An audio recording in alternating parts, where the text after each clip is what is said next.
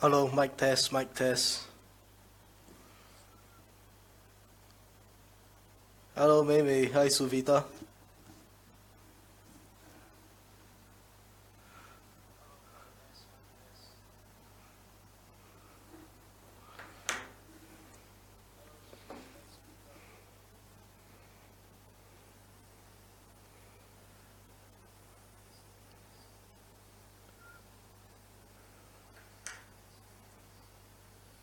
Alright, is the mic loud and clear?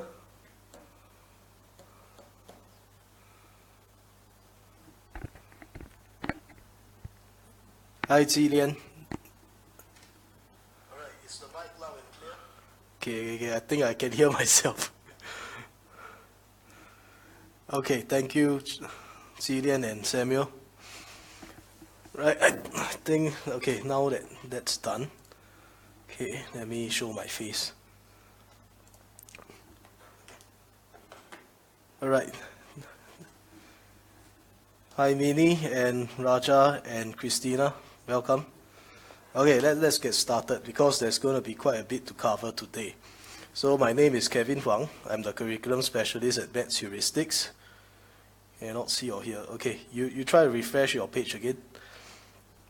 So about myself, today, okay, so about myself, I graduated from NTU with a degree in mathematics and economics, and then I started working in Maths Heuristics since 2011. Started out as an intern, and under the mentorship of Mr. Tan, I've grew to become what I am today. So, more about our company. Maths Heuristics was founded by Mr. Sunny Tan back in 2008. So he's an ex-MOE teacher with more than 20 years of experience as to date. And we started out as a humble tuition center, but then we have grown and developed our maths teaching content to the point where we have books and an integrated platform to support our students. And of course, those who have purchased the books, we also have an online program to cater to your needs. Okay, so here is an overview of what we will be covering today. This chapter on excess and shortage is taken from our P4, P5 and P6 unit transfer method book, chapter 2. Okay? So the next thing is I will be presenting this in 3 ways for the first problem to show you why you need a few heuristics as a backup plan. Okay? So before you begin, I think it's important for me to define what an excess or shortage is. Alright, let's start. Now let's say you have 12 pens, you have 5 friends, and you give each of your friends 2 pens. Will you have an excess or shortage of pens? Now let's see what we have here. This is your actual number of pens, which is 12. And you want to give 5 friends 2 pens each. So if you do that,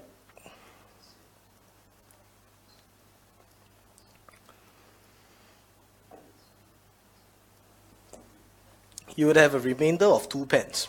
So you have more than what you need to give to your friends. Agree?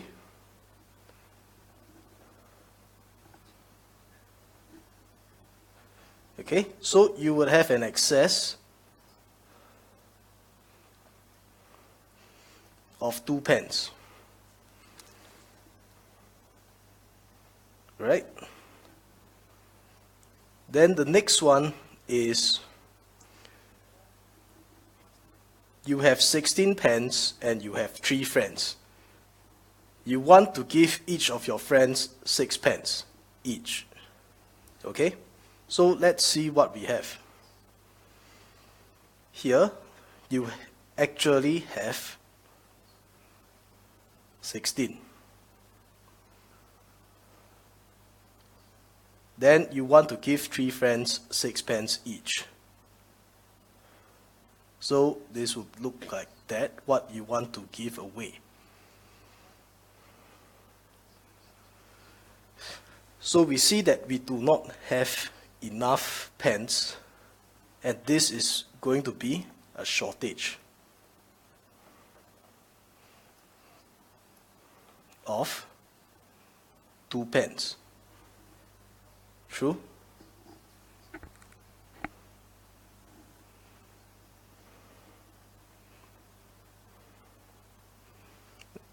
Okay.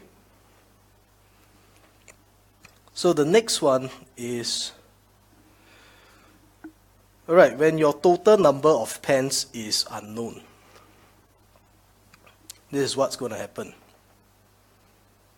You have some pence and you have 10 friends. You give each of the friend 2 pence, and now you are short of 4 pence. So how should this be represented? This is your actual number of pence.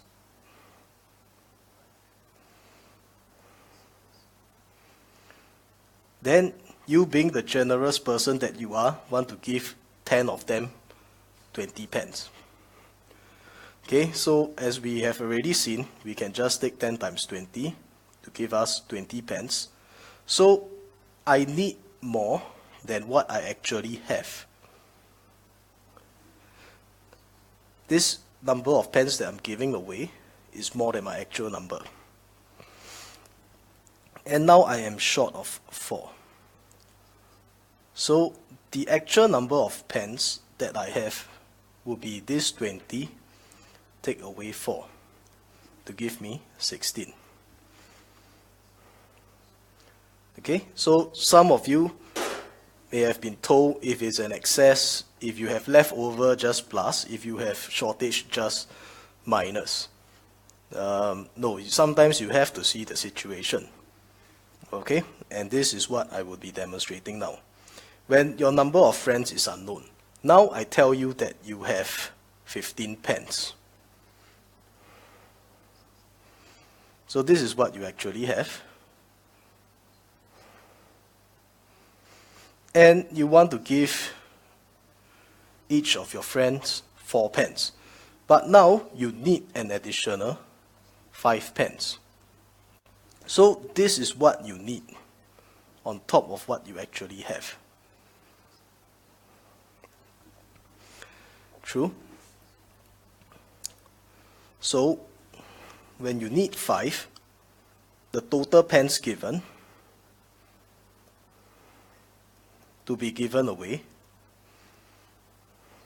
must be 15 plus 5 to give you 20 first. So it's not always a minus. Okay? That is the important point. You have to see the situation. Then if you are giving away a total of 20 pence and each of your friends get 4 pence, then you would have 5 friends that you are giving this away to. Alright? So far, is everyone following?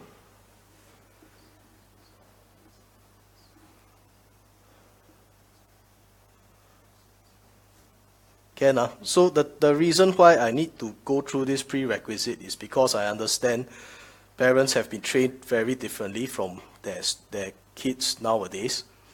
So this is more of a bridging kind of thing for you to catch up to what they are learning in school.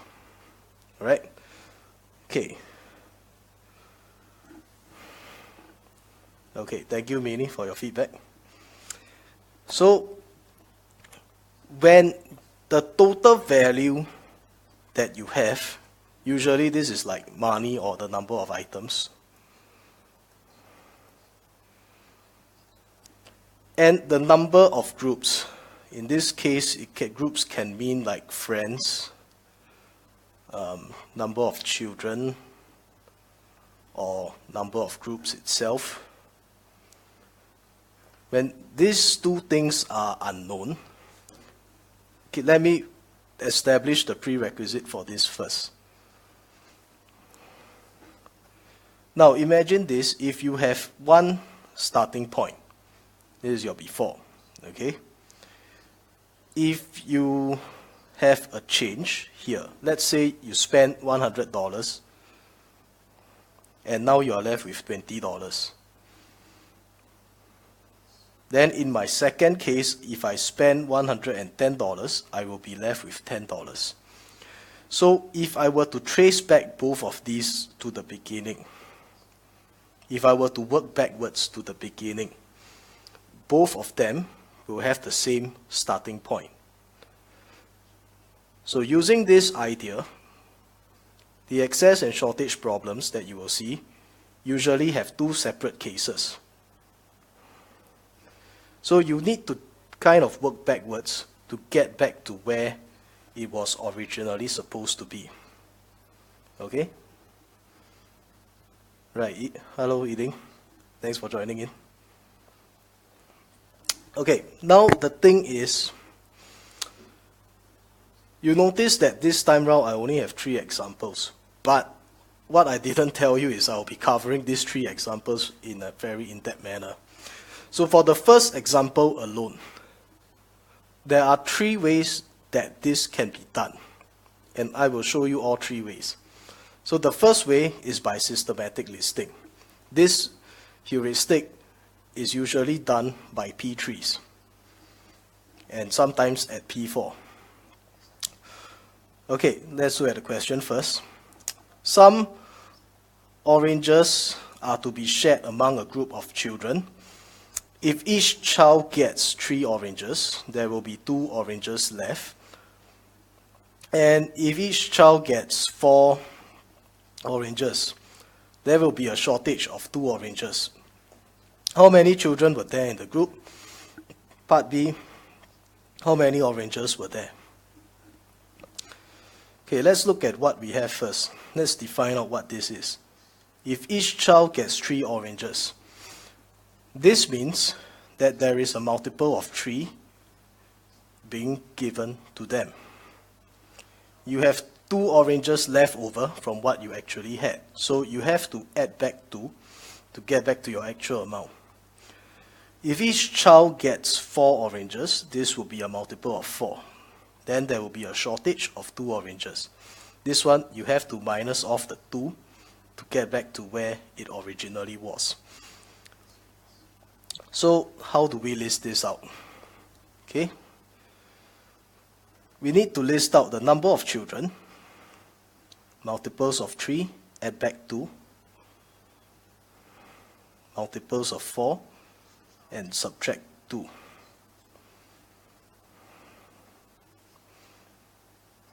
Okay, there will be 3 ways. I emphasize again, there will be 3 ways. Save some space for later. Okay. Hi Doris and Patricia. So now, excuse me. If let's say you have 1 child, and you give this 1 child 3 oranges, and if you have 2 left over, that means when you add this leftover back, you should have 5 originally. So continuing on the same case, if I have 1 child and each child gets 4 oranges, then there will be a shortage of 2. Here I need to minus it off. Okay. Here I need to minus the 2 off, and that will give me 2. So like what I was saying earlier, your total number of oranges at first, in both cases, should be the same. But this here is not the same. What do we do after that then? We have to continue listing. Children will be 2. If let's say you have 2 children, then if each child gets 3 oranges, you'll be giving 6 away, and you have 2 more remaining, so you add back the 2 to get 8. Okay, similarly, if you have 2 children, and you give them 4 each, you'll be giving 8. Because of your shortage of 2 here, you need to minus off the 2 to give us 6. So these two values still does not coincide. Okay, so let me speed this up a bit. If you have 3 children, you'll be giving 9. You add back the 2, you get 11. If you have 3 children, you give away 4 to each of them. This will be 12. You minus off the 2, that will give you 10.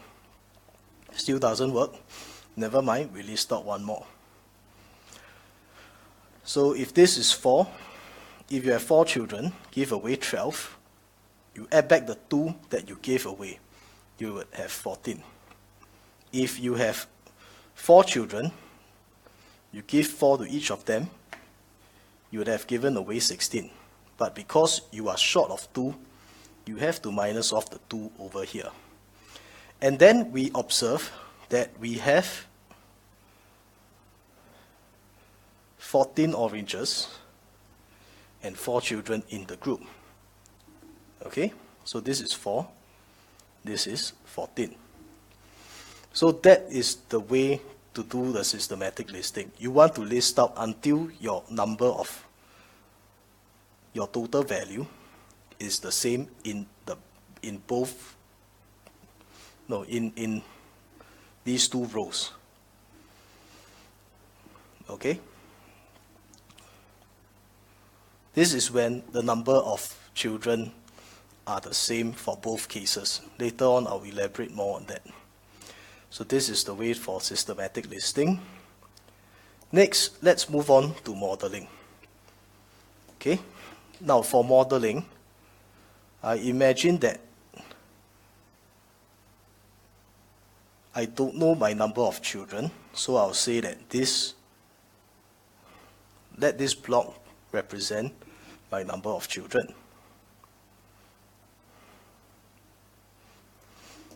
Okay?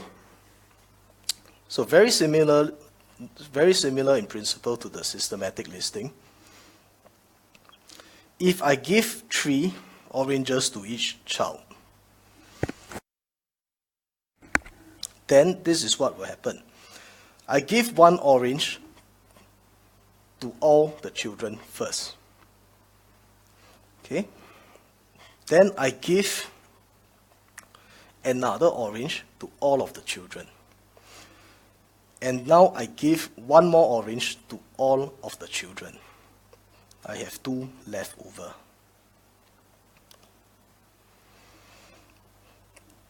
Okay? Then the next one is very similar in idea. If now each child gets 4 oranges, there will be a shortage of 2 oranges. So before I do that, let me first say that this is your actual number of oranges. Okay?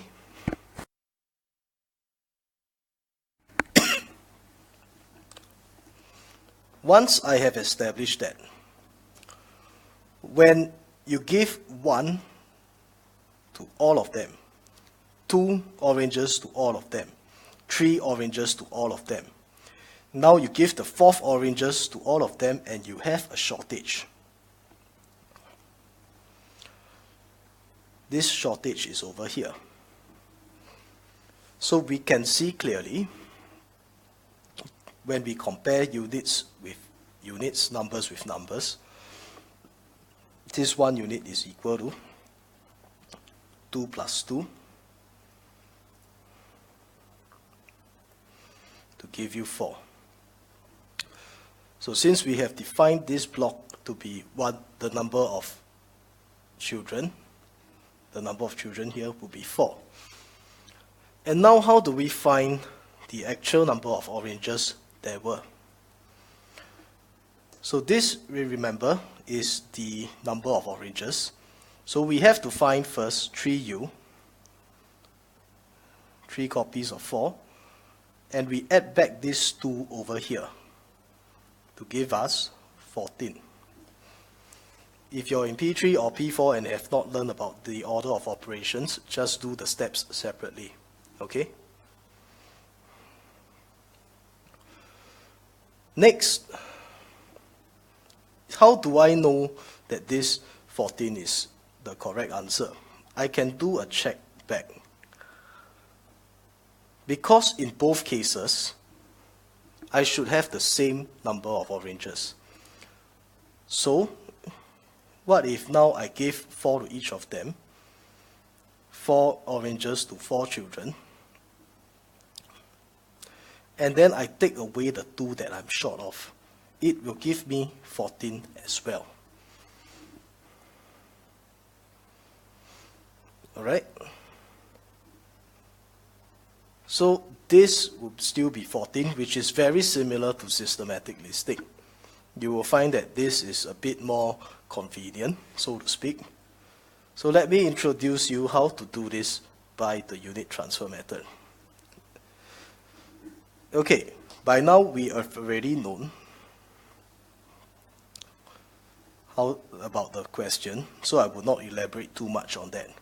But I will first say, I'll define the number of children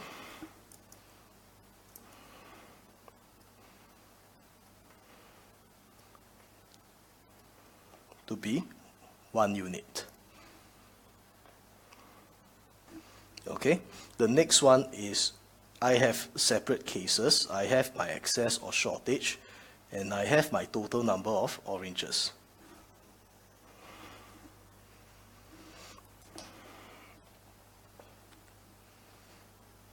So in my first case, I give 3 oranges to U number of children.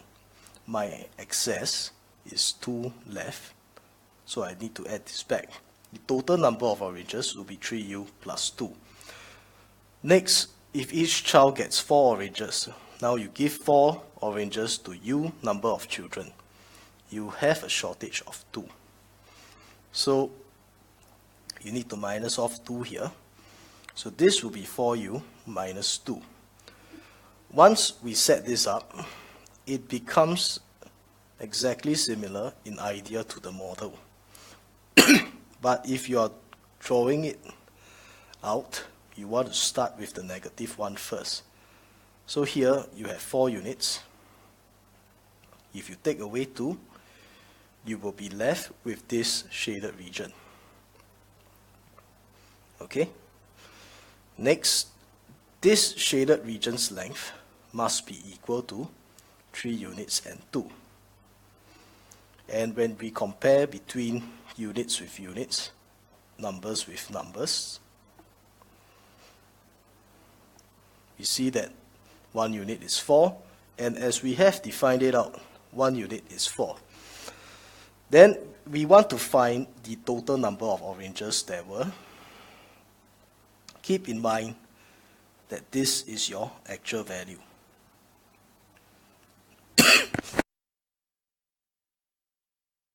So to find that, we just take 4 times 4 units, which is 4 times 4, and minus away 2.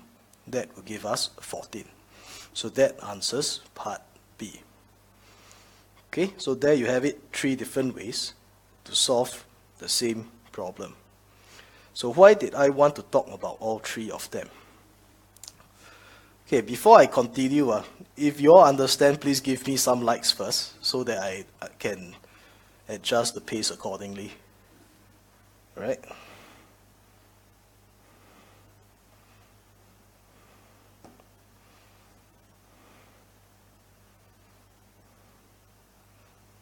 Okay, hi Doris and Patricia.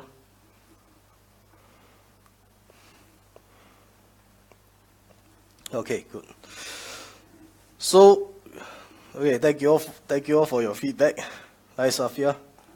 Okay, now let's move on to number 2. Can you use UTM or model to do this problem? Okay, let's see what happens if we try to do it by UTM or model.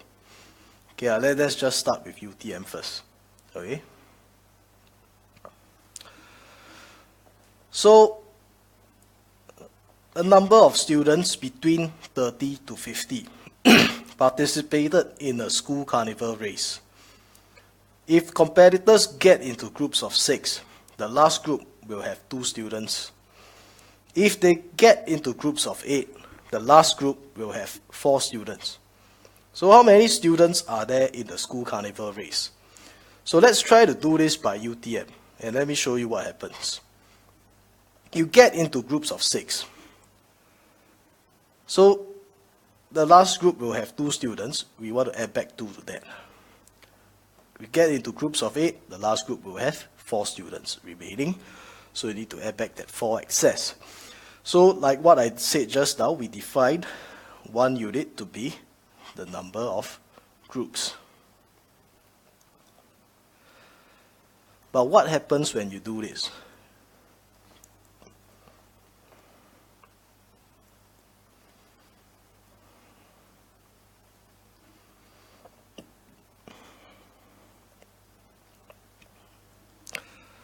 Okay, so when I have defined out everything, in my first case, I got into groups of 6.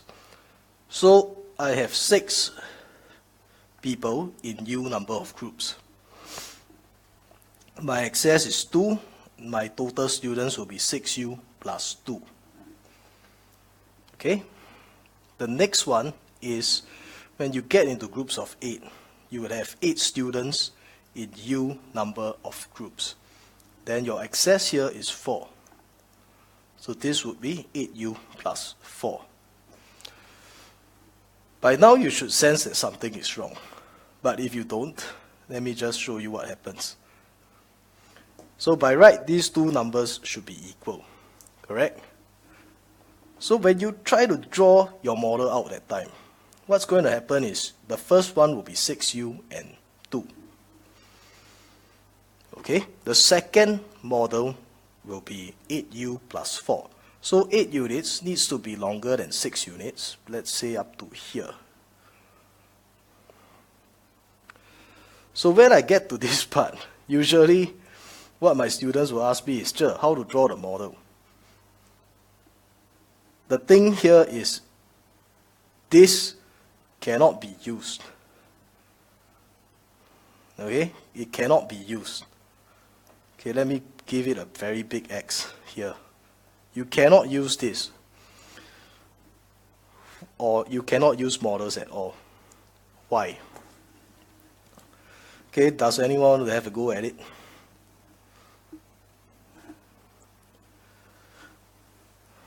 So this is actually taken from past year paper. They still have this kind of problems.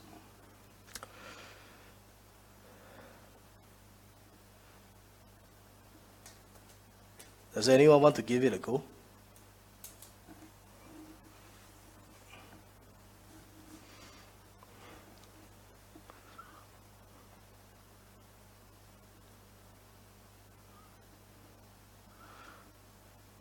Need to find you. Only last group have access. Okay, so there are 3 responses. The first one is by Chong Ji Lian. Not the same number of groups. Second one is by Veron Ong. Need to find the value of 1 unit. The third one is from Claudia. Only the last group have access.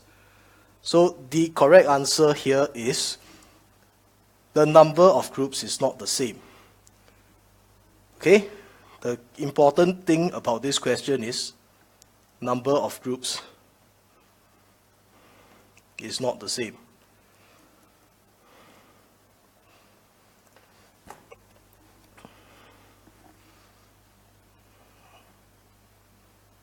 Okay, so Doris is saying cost of the between 30 to 50 range. No, that is not the main reason. That is actually a hint. Lakshmi is asking how to identify which method to use and when. Later I'll give some guidelines on that. How to create model. There's no way you can create model for this. Okay, so yes, Veron, you have to use the first model to solve. Okay.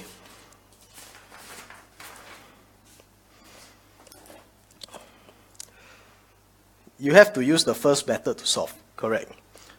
Now let us see what this whole problem is about. If you have between 30 to 50, okay, if you get into groups of 6, this means that you have a multiple of 6 students. If your last group has got 2 students, you need to add back 2 to that. If they get into groups of 8, this will be a multiple of, there will be a multiple of 8 from there. And your last group has got 4 students remaining, so you need to add back 4 to get your total number of students. So let's list out first multiples of 6 plus 2, multiples of 8 plus 4. So since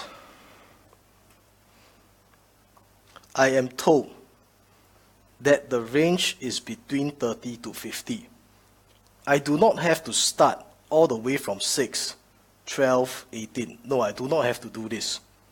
Okay? I can start from 30 and I add back 2 to get my 32 as the starting term. I want to list out all the possible numbers first for the first case. Then I want to list out all the possible numbers in the second case and compare which number is the same. Right? So if I do this, I will have 32. If I have 36 students in the groups, and I have that 2 more remaining students in the last group, then I would have 38 students in total. Next, if I have 42 students in all the groups, and I add back those last 2 students, I would have 44. Then the next multiple of 6 would be 48. And if I add back 2 to that, I will get 50. So, trick question, maybe not really a trick question. Okay, do you include this 50 inside this range for consideration? Yes or no?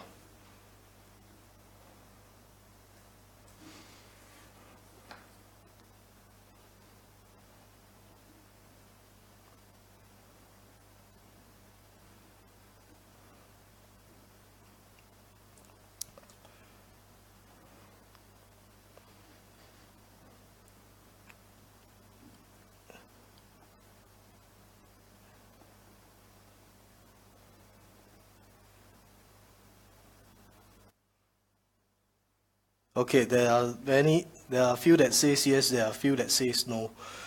Okay, the answer is no. Because of the word between. When you have the keyword between, the key implication is this. This excludes 30 and it excludes 50. Okay, the keyword that includes them would be from 30 to 50. This from something to something includes the endpoints. Right? So this part is also good because I highlighted something. Okay? So you do not consider 50. Alright?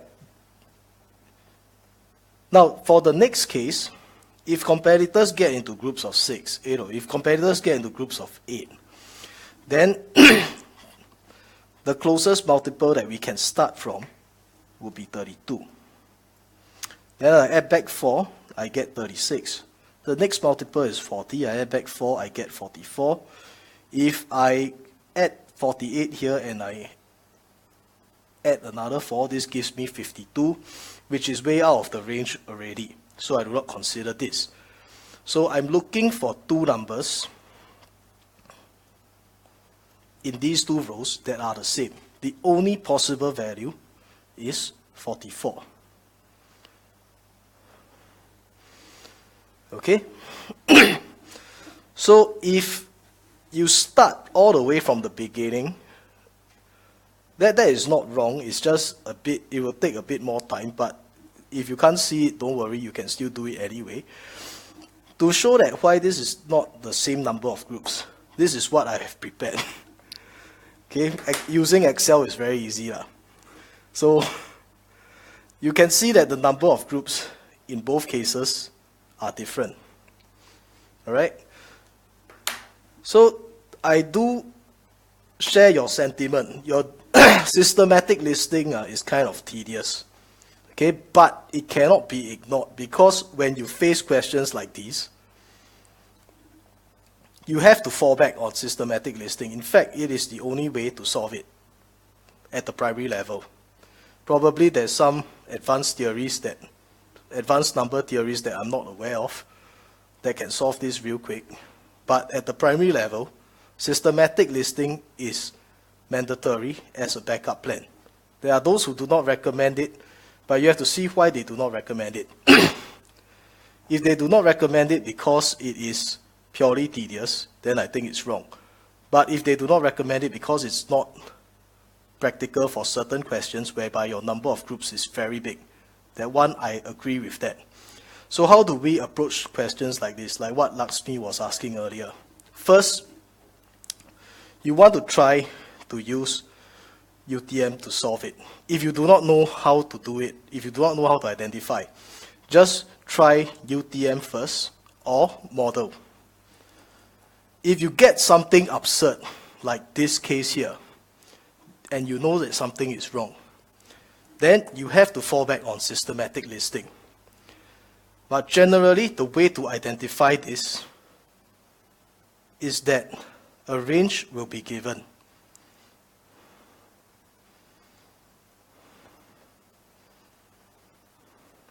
If the question is set properly, the range will be given. And if this is their intention, the range must be given to restrict the answers. Okay, so this is the main clue that you will see. But of course, sometimes they do not make it explicitly known, and you have to try both ways. But if that is the case, try UTM first, then fall back on this if necessary. Okay? So yep, Sharon and Stefan got it. Okay, so show me some likes if you're still around, because now I'll be moving on to a problem that is similar to PSLE 2015, paper 2, question 15.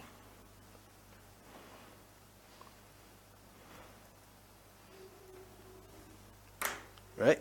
The idea is very similar in solving it. Okay, good. Looks like most of you understand. That's very good. Okay, so now Jerry spent $82.80 on 12 cakes and 30 muffins.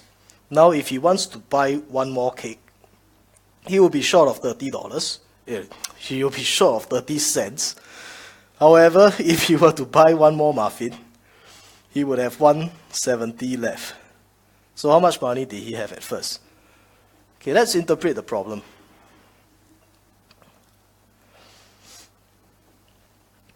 This amount of money was spent on 12 cakes and 30 muffins. It's already gone. So if he buys one more cake, it means that he will be buying 13 cakes instead of 12. If he buys one more muffin, he will be buying 31 muffins instead of 30. So how do we list this out? We have the two separate cases, the excess or shortage of money, and the total money here.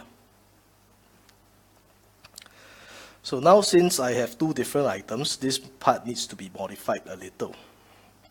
I have cakes and muffins here.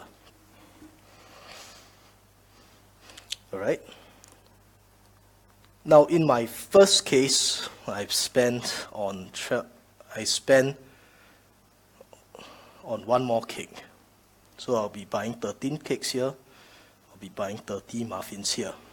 I am short of $30, so I need that 30, why I keep saying dollars, 30 cents. So I need to minus off that 30 cents to get back to my actual amount. Okay? So in the second case, you buy 12 muffins and then you buy 31 muffins. You have 170 left. So you need to add back that 170 to get back to your actual value. Okay? So this part you need to use model to visualize. So this is your actual number, actual amount of money. Okay? So first case, actually in both cases, she already spent on 12 cakes and 30 muffins. Okay, the next one, he also spent 12 cakes and 30 muffins.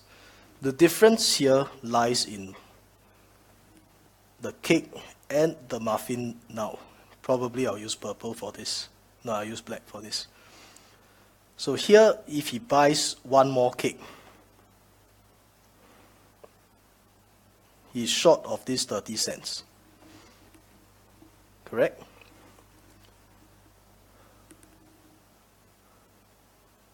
The next case is if I were to extend down this actual amount of money. And if we were to buy this one more muffin, then this one muffin would be here, because he still has $1.70 left. Okay, maybe let me shift this here. So let me shift this 30 cents down below.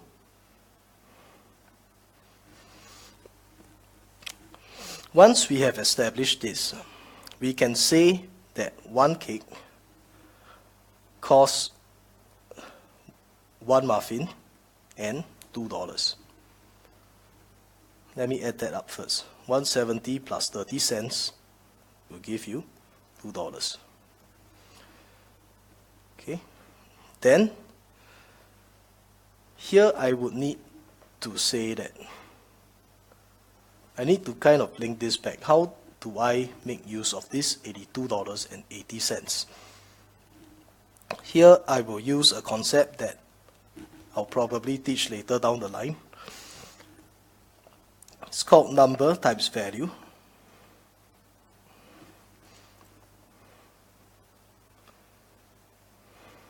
Equals to total value. Okay, for now just take it as it is.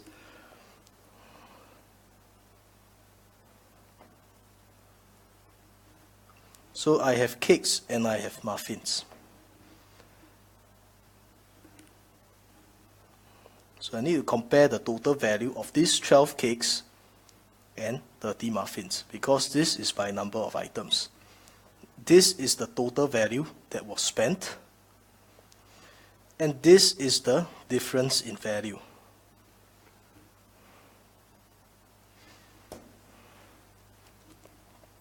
Once I know this, I can say that my muffins is going to cost me 1 unit, and each cake should cost me 1 unit plus $2. So the total value here, okay, let's deal with muffins first. 30 copies of 1 unit will give me 30 units. So how do you visualize 12 times 1U plus 2? The idea here is this. If you have 1 unit and 2, 1 unit and 2, all the way until the 12th unit, you can see that this 12 will be multiplying this 1 unit first. And this 2 will be multiplied by this 12 as well. So this will give us 24. The total amount here is 82.80.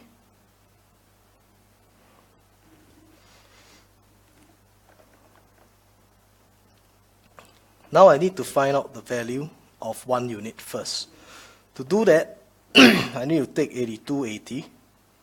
Okay, I can say that. Okay, maybe let me adjust the thing a bit. Okay, I can say that 82. Now I can say that 12U, 30U, and 24 gives me 42 units plus 24 giving me $82.80. So now the 42 units must be 82.80 minus 24 to give me $58.80. Then we find out the value of 1 unit. This would just be $58.80 divided by 42 to give me $1.40. Now the objective here is to find out how much money he have at first, which is the actual amount of money here. Keep in mind this is your objective.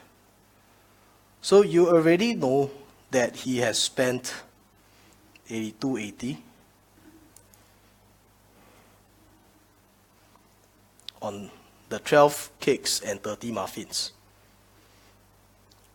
Now, to find out this red line's length, I need to know what he spent on the muffins. We know that 1 unit, which is the cost of the muffins, is this 140 here.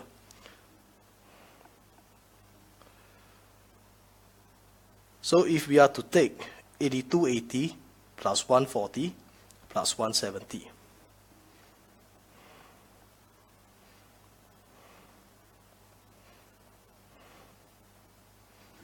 that will give us $85.90. So how do I know that I'm correct? Since you already got the value of 1 unit, we can always check back the first case as well. So let's find out this entire length first and take away 30 cents. 82.80 plus 140 plus the $2 difference. So that is 13 cakes and 30 muffins. Then we get rid of the 30 cents shortage. We would have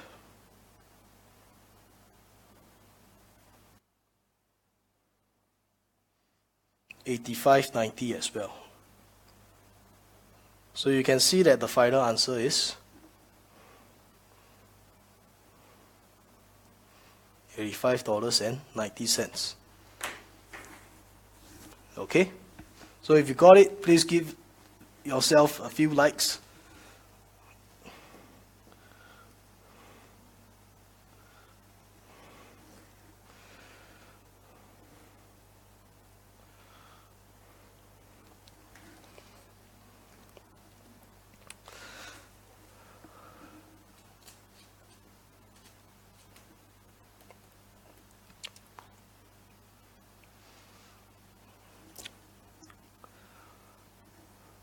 Right? Did all of you get it?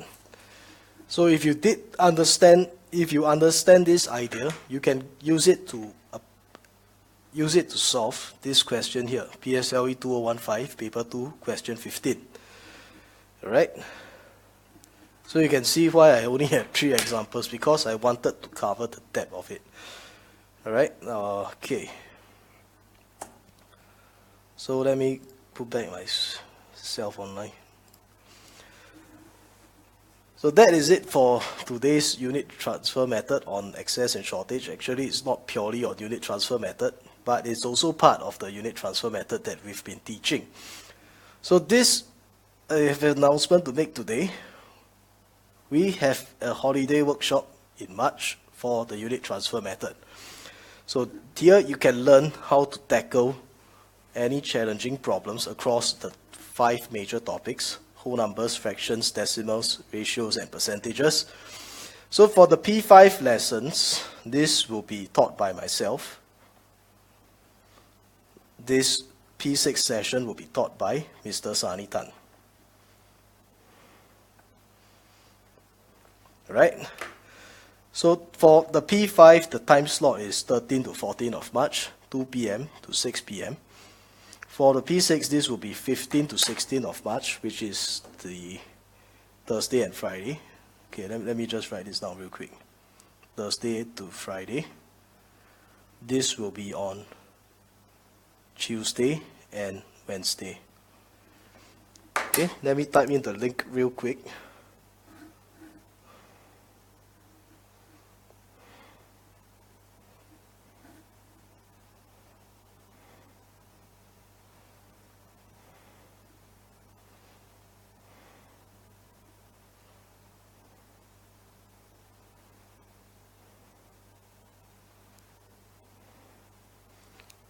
You can read up more on that, but let me just briefly tell you what you can expect.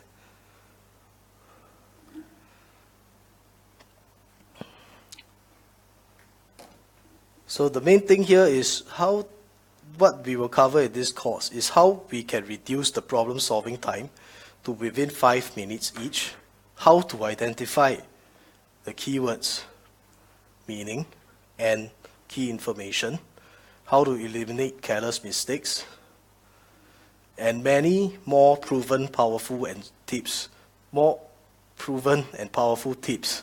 and strategies involving the unit transfer method to solve some of the hardest questions. Okay, so this is what you will get when you sign up with us.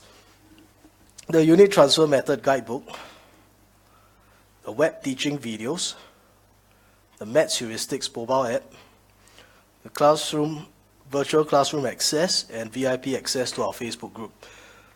So all this would cost a usual price of $188. What I'm going to do is, at P5 level, this entire workshop, 8 hours with me, will be $188. For P6, since this is taught by my mentor, this would be $288. You will get all this for free when you attend our holiday workshop. Okay? So,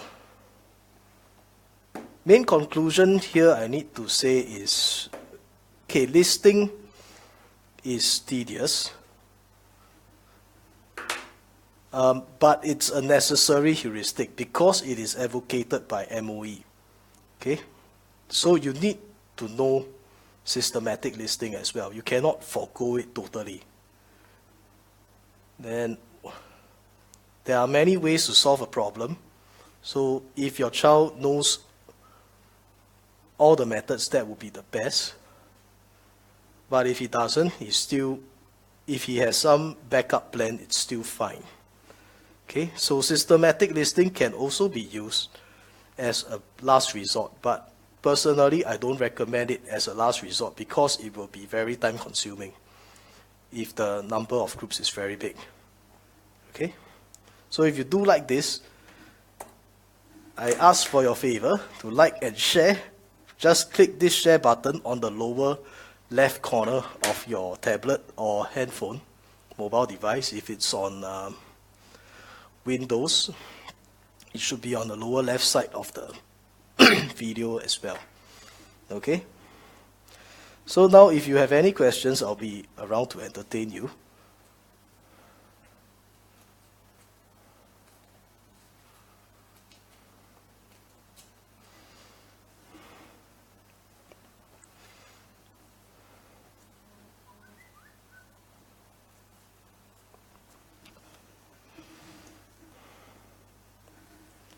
Okay.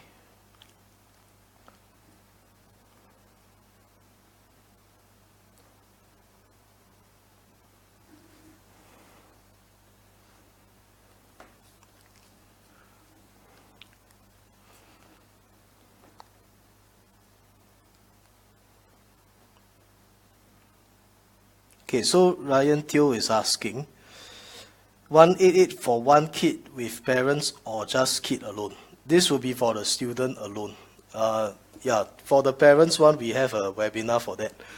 Because the learning pace of the adult and the children is very separate. Okay, and second, yeah, this one is for the kids alone. Okay, Janet, later I'll private message you.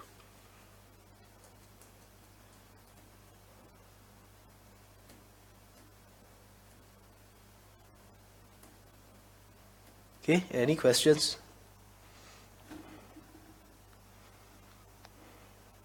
If not, please spam some likes first. What is the class size? For P5, maximum 9 students. For P6, maximum 13.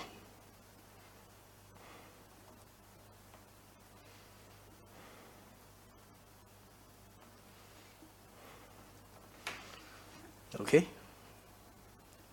Okay, you're welcome, Alan. So the session is over. I hope that you have learned something about this. If you do not understand the last question, don't worry, it is a very difficult question. Watch the replay and identify where you are stuck. Then you can post that question in our Maths Heuristics group. I'll be there to answer you. Okay? The web app will have unlimited examples. Okay, Omkar Bapat is asking, the web app will have unlimited examples. No. The web app, the mobile app, to be more precise, contains our books presented in an interactive format. Because some learners are more kinesthetic, more hands-on, they are intimidated by wall of text. So this is what we came up for them. The flow of information can be controlled, and then when they do not understand something, they will not easily just skip it like that.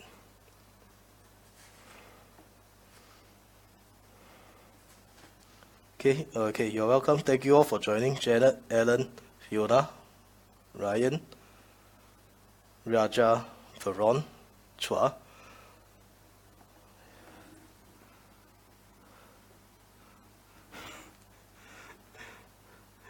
I don't know whether should I read out the Chinese words or not. It doesn't look like a real name. Okay, but thanks for joining. Okay, thanks Veron for joining. When is the webinar for parents? It will be held on this weekend also. Probably will reply you later on the details. Parents Workshop will be now a webinar, so it will cost $25. Okay?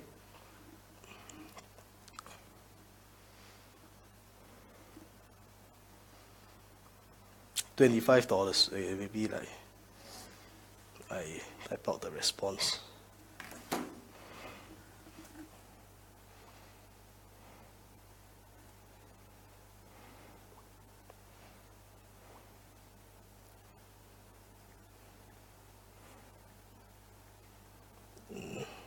Something wrong with this. Okay, you're welcome, Hema Lata. See you, Alan. Okay, so if there's no other further questions, I bid you goodbye. Okay, so this is Kevin from Maths Heuristics signing off. See you soon.